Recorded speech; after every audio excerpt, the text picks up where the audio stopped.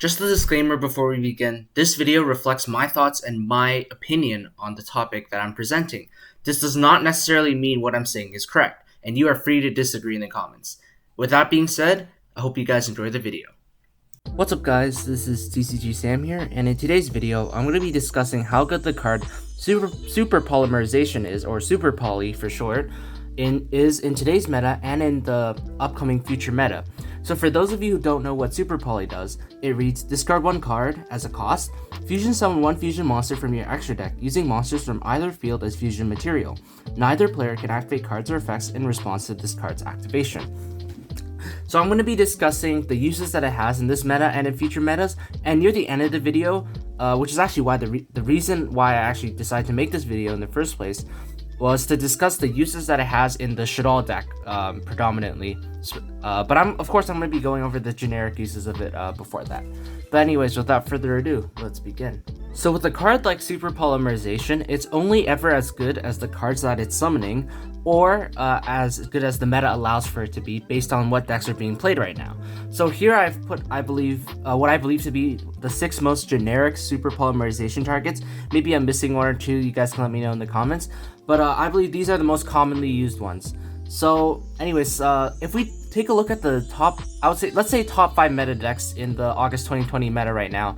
It's got Dogmatica Invoked, all builds of like Eldritch, Adamantimators, Infernoble Knights, and just like any Halki Fibrax combo deck, and of course Dragon Link. I'll say those are like the top 5 or 6 decks in the meta right now, and the decks you're most likely to play if you're going to like a competitive tournament. So as a result, Super Poly against those decks, what can you actually do with this card? So let's say against these meta decks, you have one of these cards in your extra deck. If you have like Super Starving Venom Fusion Dragon, the deck you're playing against specifically has to be darks, and in this meta, it's a little uncommon to end on just 2 dark monsters for all the decks that I mentioned before. So like if you think about Dogmatica Eldritch, Dogmatica Invoked, and like Eldritch, they're all like light monsters. Like even Dragon Link, I suppose it has some uses against that, as well as Borlo Furious Dragon. But that's only one of like the top 5 meta decks. Against the rest of the meta decks, these don't really have much application. And then the quote-unquote most generic one, Mud Dragon of the Swamp, which only requires 2 monsters with the same attribute but different types, might actually be good against like certain rogue decks, and even might see some use against the meta decks, because I'm guessing they're going to be playing the same attribute and different types. You can definitely play this against something like Dogmatic Invoked when they end on a machine type Mechaba, and like the Maximus, I'm not sure what type it is, but like I'm pretty sure it's not machine. So you can definitely make Mud Dragon of the Swamp, turning off their potential Fleur de Lis in hand and turning off a Mechaba.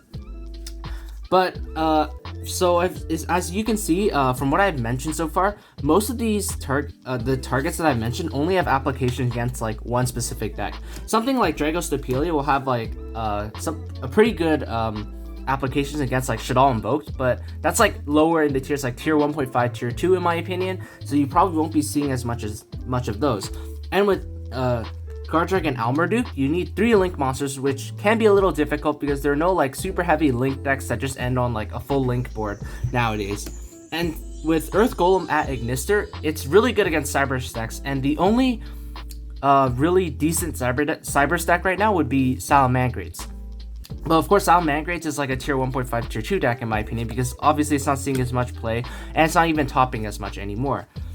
So the common problem that we see with these fusion cards is that it's only good against 1, maybe 2 decks maximum, and it's hard to justify playing one of these in your extra deck or side deck and siding into it. And it's a little hard to justify 3 main deck spots or side deck spots for Super Polymerization, because in the current meta right now, it's just really difficult to find a deck that all of these are like super good against. It's like it'll be good against 1 or 2, so like maybe you can justify it if your locals has like a lot of this deck running around.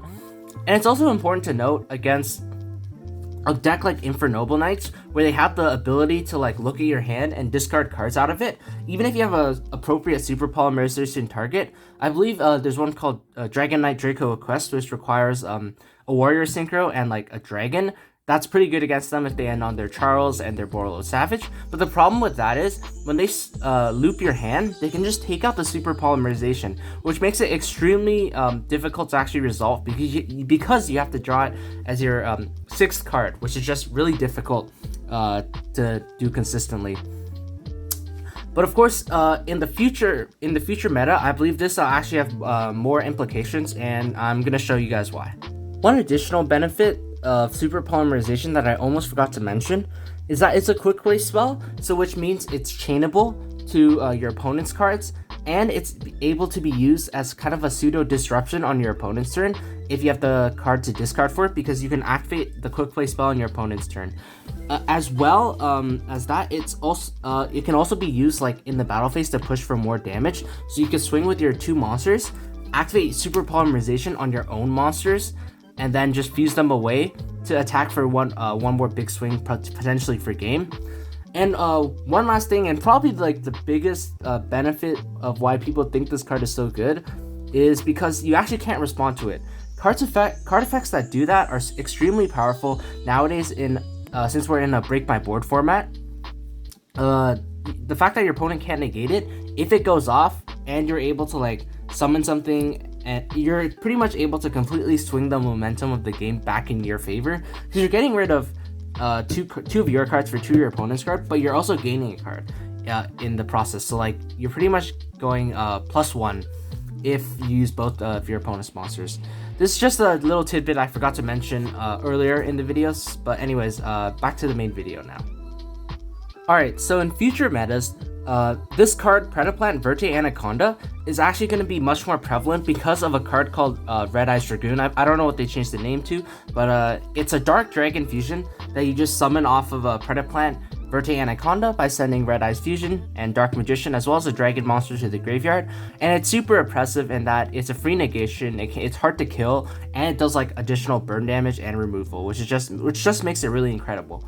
So the thing with Super Polymerization and Verte Anaconda is when you're going second against these types of decks, a lot of decks are going to be able to splash in Verte Anaconda and the Red Eyes Dragoon package. So what that means is they're going to be ending with Anaconda as well as Red Eyes Dragoon. And what that means is pretty much 2 dark monsters that you can use to make Starving Venom Fusion Dragon, or if you want, you could make Predaplant Dragosepelia. So obviously, since I predict that it's going to be super prevalent in the meta, Super Polymerization then might actually be a really good side card against that, because you're going to be able to take out a free negation and a free body on their board and turn it into like advantage in Starving Venom or Dragosepelia, which both have quite relevant effects. So this is one of the more popular interactions that's going to come up in the future. Of course, there may be other interactions in the next meta that I might be missing, or that might not have come out yet. So just keep in mind that Super Polymerization is super meta dependent and format dependent, and its versatility and its playability will depend heavily on the types of decks that are being played in the meta. So anyways, at the latter end of the video, I'm going to be discussing what application Super Polymerization has in the shaddol deck specifically, and which is why I decided to make this video, because I got a lot of comments asking me why I didn't play Super Poly in my shaddol deck. So anyways, let's get on to that. Alright, so I've put out the 2 most powerful and the most generic shaddol fusions in my opinion, and the ones that you're going to be using the most if you do play Super Polymerization in the shaddol deck. So of course, like with all the other decks in the meta, and what I discussed earlier, Super Polymerization is not going to be that good in this meta specifically, but in shaddolls it has more applications because of course it's a fusion spell, and it allows you to use your opponent's monsters to make your quite generic shaddol fusions, which only require shaddol monsters and then a specific attribute of a monster. So you can also play other attributes of the shaddolls, but I'm just putting these out because they're the best ones and the most common ones that you're going to see in the meta, because light and dark are quite prevalent. So of course you can argue that Super Polymerization is going to be really good against, let's say, a Borolo Savage Dragon, and you're just going to be taking that out for free and summoning a winda, which is already really oppressive. Or against like Dogmaticas or Eldritch, you can take out their light monsters, summon a construct, and start comboing. But the huge problem that that needs to be addressed is the fact that you have to have a shaddoll monster on your field, because super polymerization only allows you to fuse from the field. You can't use materials in your hand, which is just a huge problem. And it's one of the main reasons, if not the main reason, why I dislike playing this card in shaddolls. Like, I acknowledge that can be good, but I just don't like it because of the fact that you do have to have shaddolls on the field. And what that means is, if you're going second to break boards, you gotta normal summon your shaddoll, activate super polymerization, like discard a random card, use one of their monsters, and then summon like one of your fusions. So like at that point, you're just unless you have a lot of pluses from the effects that you're discarding, you're gonna be going like -1 or -2 to make your fusion and take out one of theirs. And other cards like Dark Ruler No More or something would just be more effective in my opinion. On top of that, the fact that it needs a discard and it discards for cost, it doesn't trigger the shaddoll effects, which is huge because essentially you're just throwing away a card and you have to normal summon a shaddoll to be able to use it specifically in the shaddoll deck to summon shaddoll fusions. So that can just be really problematic. And the fact that you're getting rid of pretty much 3 cards to fuse into one monster, and you don't trigger the effect you're discarding, like in my opinion, just kind of makes it like a worse shaddoll fusion or L shaddoll fusion. But of course, this is all just my opinion. You guys can definitely disagree with me. Maybe you guys are better shaddoll players than I am. I'm sure you guys are, but like, I'm just giving my opinion on what I believe to be correct. One last thing before I go, there is a possibility that when your Dogmatica opponent resolves Shaddoll Schism and summons their Winda, you're able to use like 2 monsters on their side of the field without having to normal summon something to make a construct, because you can use one of their Dogmatica lights and then their Winda to make a construct. But the huge problem with that is they're likely going to change Schism to when you already commit to a special summon. So what I mean by that is, let's say you Foolish Barrel a Reach Shaddoll Wendy and activates effect, or you activate a Fusion Shaddoll Fusion or like a L Shaddoll Fusion. Since you're already committing to a special summon, by the time it hits the field and their Winda hits the field, that's going to be your one special summon for the turn, which means super polymerization is dead, pretty much. On top of that,